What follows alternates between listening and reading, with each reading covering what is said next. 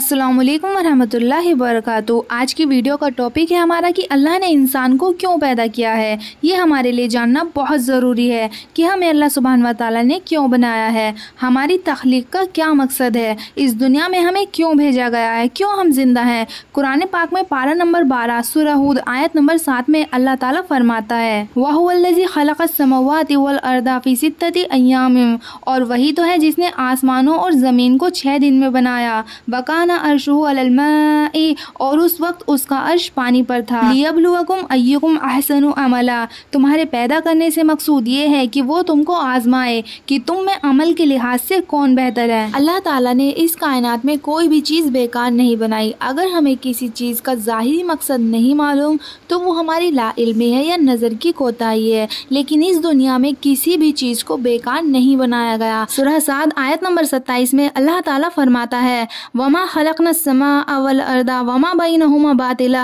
ज़ालिका ज़न्नुल लज़ीना कफ़रू फ़वैलुल लिल्लज़ीना कफ़रू मिनन नार, और हमने आसमान और ज़मीन को और जो कायनात इनमें है उसको बेमकसद नहीं पैदा किया।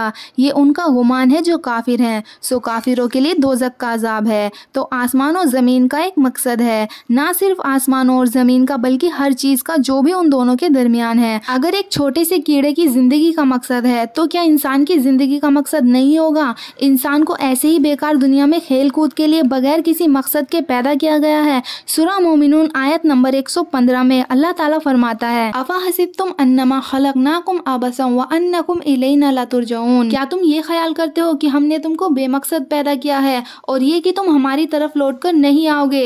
तो ये जिंदगी हम सब के लिए एक इम्तिहान है जिसमें हमें साबित करना है।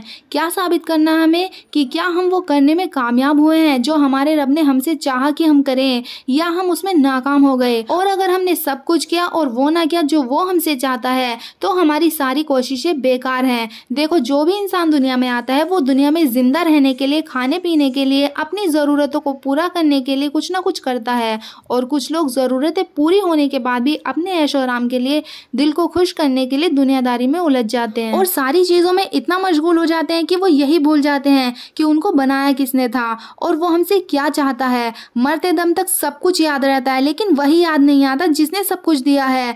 तो यहाँ पर इसी इम्तिहान का जिक्र है कि उसने आसमानों ज़मीन इसलिए बनाए थे कि तुम्हारा इम्तिहान ले और तुम्हें देखना था कि तुम करते क्या हो। तो हमें अपने आप को देखना चाहिए कि हम करते क्या हैं। हम सबको ये सोचना चाहिए कि हम बाकी सारे कामों के साथ वो करते हैं या नहीं जो हमारा रब हमसे चाहता है, किसकी तरफ हमें लौट कर जाना है। तो अल्लाह सुब्हान व तआला ने हमें क्यों पैदा किया है, इस पर गौर करें। क्या सिर्फ जीने के लिए, कमाने खाने के लिए, ज़रूरतों को पूरा करने के लिए और मरने के लिए पैदा किया है? क्या वजह है, अल्लाह ने हमें क्यों पैदा किया है? अल्लाह ताला कुरान पाक में फरमाता है सूरह ज़ारियात में आयत नंबर 56 में वमा खलक़तुल जिन्ना वल इंसा इल्ला लियअबुदून, और मैंने जिन्नों और इंसानों को इसीलिए पैदा किया है कि वो मेरी इबादत करें। अल्लाह ने हमें कायनात में भेजा है तो उसकी इबादत करने के लिए भेजा है। इंसान बाकी सारी चीज़ें तो कर लेता है लेकिन जिस मकसद के लिए वो आया है उसको ही भूल जाता है, यानी इबादत, अल्लाह की रज़ा हासिल करना।